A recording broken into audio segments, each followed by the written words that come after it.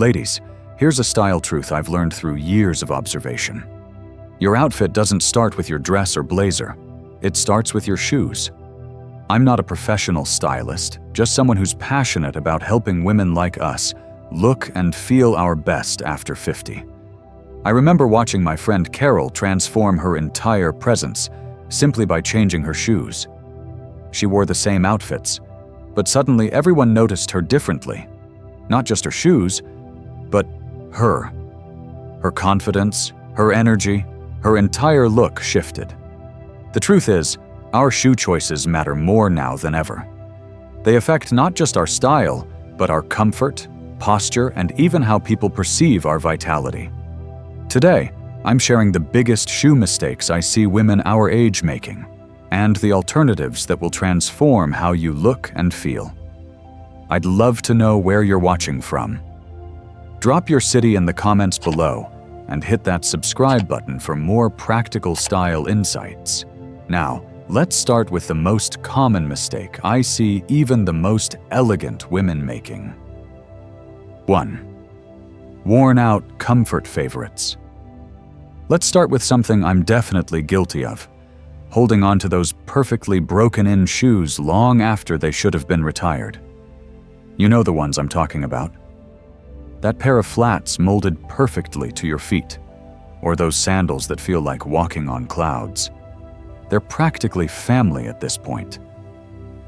I had a pair of black loafers I'd worn for 7 years. The heels were worn down, the leather was cracked, but oh, how comfortable they were. I called them my errands shoes, just for quick trips to the grocery store or walking the dog. One day, my neighbor Martha commented, "Those must be the most comfortable shoes ever." What she really meant was, those shoes have seen better days. Here's the tough love truth. Worn-out shoes send a message, and it's not the one we intend.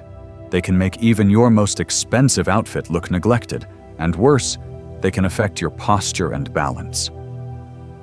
When I finally replaced my beloved loafers with a new pair of similar style, but better quality, something unexpected happened. 3 different people asked if I'd lost weight. Nothing had changed except my shoes, but my entire presence shifted. Good news is, comfortable doesn't have to mean shabby. Brands like Clark's, Naturalizer, and even Rothy's now make shoes that offer comfort without sacrificing appearance. The key is finding your comfort equivalent in a refreshed version. Your feet have carried you this far in life. They deserve shoes that honor both your comfort and your style. What worn favorites are you holding on to right now? 2. Poorly structured flats. Those paper-thin ballet flats with the flimsy soles. We've all been tempted by them. They're in every store, they're affordable, and they seem like such an easy choice. But I've learned a painful lesson about them. Literally painful. As we pass 50, our feet lose cushioning naturally. It's like the built-in padding we used to have starts thinning out. Those floppy, unsupported flats that might have been fine in our 30s suddenly become foot fatigue machines. They offer 0 arch support and practically no cushioning between your feet and the pavement. My friend Susan learned this the hard way. She wore those cute $25 flats from the mall to an outdoor wedding. By the reception, she was sitting with her feet hidden under the table, in absolute agony. I would have paid $200 at that moment for comfortable shoes, she told me later. Quality structured flats might cost more up front, but they're engineered differently. They have cushioned footbeds, proper arch support, and maintain their shape. Look for leather that holds its structure, a slight cushion inside, and a real sole with some thickness to it.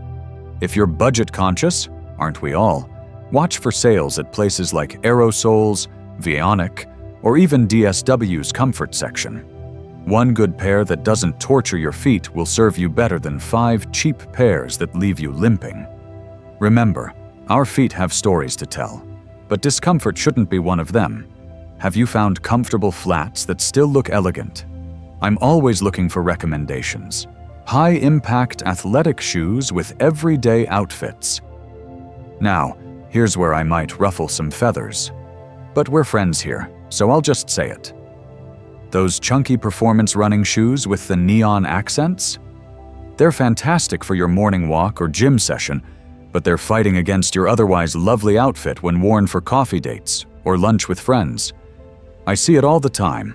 A woman dressed in beautiful slacks and a gorgeous sweater, hair done perfectly.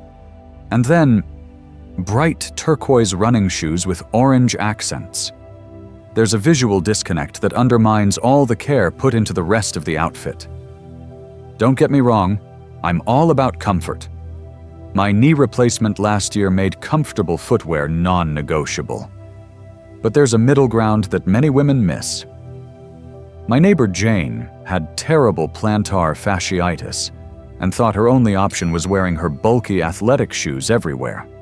I introduced her to brands making walking shoes in neutral colors with sleeker profiles, shoes from Echo, Allbirds, and even Skechers Go Walk line that offer the same support without screaming, "I'm going to the gym." The transformation in her appearance was remarkable. Same comfort, totally different impression. And for women with serious foot issues like bunions or arthritis, brands like Hoka now make options that provide medical-grade support in colors and styles that blend with everyday clothes. It's not about sacrificing comfort. It's about finding comfort that complements your overall appearance. What's been your experience balancing comfort needs with style? Have you found that perfect pair that does both? 4.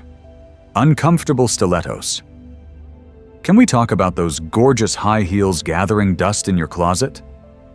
You know, the ones you bought for your daughter's wedding or that special anniversary dinner? The ones that had you discreetly slipping them off under the table after 20 minutes? There's this myth that elegant women must endure pain for beauty, especially with shoes. But at our age, the reality hits differently. Those 3+ inch stilettos don't just hurt temporarily. They can actually damage our feet, worsen knee pain, and throw our backs out of alignment. Our feet have already logged thousands of miles by now. My friend Diane was the queen of high heels her entire life. She'd power through charity galas in 4-inch pumps while everyone else was wincing. Then at 62, her podiatrist showed her an X-ray of what those decades of stilettos had done to her foot structure. It was like looking at a mountain range, she told me. The wonderful truth is that you can achieve that same elegant, leg-elongating effect without the agony. Kitten heels, 1 to 2 inches, with a pointed toe visually extend your leg line just as beautifully. Block heels provide stability and distribute weight more evenly. Brands like Naturalizer, Clark's, and even Cole Haan have mastered the art of comfortable elevation. The moment Diane switched to elegant lower heels, she said something profound. "I finally feel graceful. Before, I looked elegant but moved awkwardly. Now I look elegant and move smoothly. Isn't that what we really want? Not just to appear confident, but to feel it in every step? Have you made this liberating shoe change yet? FLIMSY summer sandals. Summer brings such freedom. Lighter clothes, outdoor gatherings, and those easy slip-on sandals. But here's something I've noticed over the years. Summer is when many of us sacrifice foot support completely in the name of ease. Those tissue-thin, flat sandals with barely there straps might seem perfect for hot days, but they're secretly working against you. Without proper arch support, cushioning, or secure straps, your toes end up gripping with every step, changing your gait and creating unnecessary tension all the way up to your neck. My sister Patty spent 3 summers dealing with persistent lower back pain before realizing it always started when she switched to her FLIMSY summer sandals. Her physical therapist connected the dots immediately. What transformed Patty's summer experience was discovering structured sandals that don't look orthopedic. Brands like Vionic, Naut, and even Birkenstock have evolved beyond their crunchy granola image to create styles that support your feet beautifully while still looking current. For those with specific foot concerns, and don't we all have at least one by now? There are wonderful options: wide toe boxes for bunions, metatarsal pads built into fashionable sandals for ball-of-foot pain, and adjustable straps for feet that swell in the heat. A particularly nice trick: metallic neutrals, soft gold, pewter, bronze, elongate the leg visually while going with everything. They're like jewelry for your feet. The summer I finally upgraded my sandals, a younger colleague actually asked where I got my cool shoes.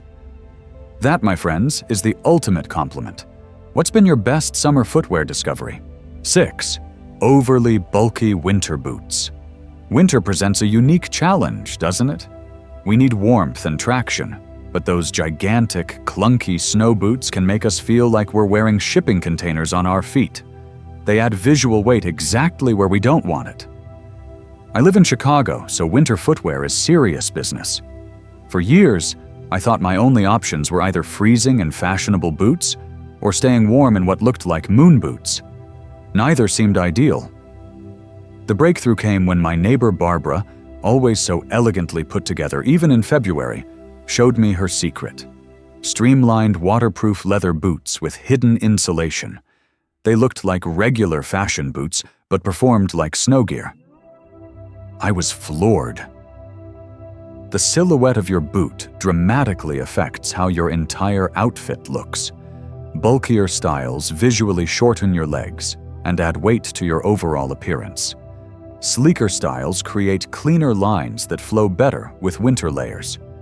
For serious snow climates, brands like Aquatalia, La Canadienne, and Blondo make waterproof, insulated boots that maintain a refined shape. For milder winters, water-resistant ankle boots with room for warm socks work beautifully. I'm particularly fond of the streamlined riding boot style that hits just below the knee. It works with skirts, dresses, and pants while providing more coverage against cold winds. In black, dark brown, or even a deep burgundy, they've become my winter wardrobe heroes. The greatest compliment? When people say, "You always look so put together in winter," when really it's just the boots doing the heavy lifting. Has anyone found the perfect winter boot that balances style and function? I'm always collecting recommendations. 7. Super trendy statement shoes. Oh, those eye-catching, wildly trendy shoes in the store window. The ones covered in studs, or with the unusual heel shape, or in that color that's suddenly everywhere. They're so tempting, aren't they? I've fallen for them too. Last year I bought those clear-sided mules everyone was wearing. They were expensive, but I convinced myself they were investment pieces.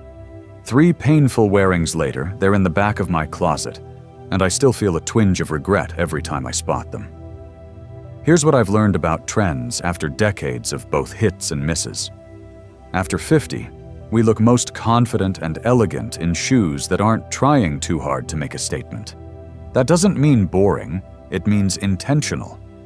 My friend Helen, who always looks effortlessly stylish, has a brilliant approach. She builds her shoe collection around timeless styles in excellent materials, then adds one thoughtfully chosen modern element: a classic loafer in a current color, a timeless ankle boot with an interesting texture, a simple sandal with an architectural heel. I ask myself if I'd still want to wear it in 2 years, she explained. If the answer is no, I don't care how trendy it is. It's not for me. What works beautifully at our age are shoes with subtle details that whisper rather than shout. A touch of unexpected color, an interesting buckle, a slightly updated shape. The result is a look that's current without chasing youth, sophisticated without being stuffy.